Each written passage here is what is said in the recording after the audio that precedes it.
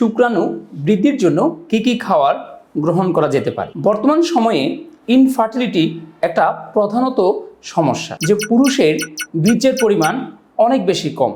তার কারণ হলো আমরা রেগুলার খাওয়ার পদ্ধতি মেনে চলি না, আমাদের জীবনযাত্রার মানের পরিবর্তনের কারণে এই সমস্যা দেখা দেয়। তাহলে কি খাবারগুলো গ্রহণ করা যেতে পারে? 1 নাম্বার, হাঁসের ডিম। হাঁসের ডিমের মধ্যে প্রচুর পরিমাণে প্রোটিন এবং ভিটামিন ই রয়েছে, যার কারণে শুক্রাণুর গতি সঞ্চালন বৃদ্ধি পায়। 2 নাম্বার হলো রসুন।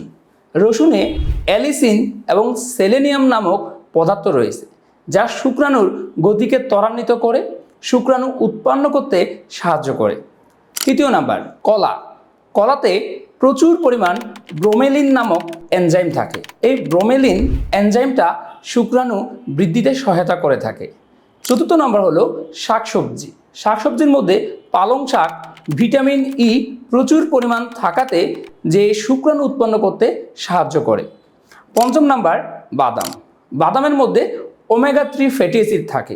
এই ওমেগা 3 ফ্যাটি অ্যাসিড আমাদের শরীরের জন্য খুবই গুরুত্বপূর্ণ, আমাদের শক্তি বৃদ্ধি করে, আমাদের অনেক বেশি এনার্জেটিক করে থাকে এবং শুক্রাণু উৎপন্ন করতে সাহায্য করে।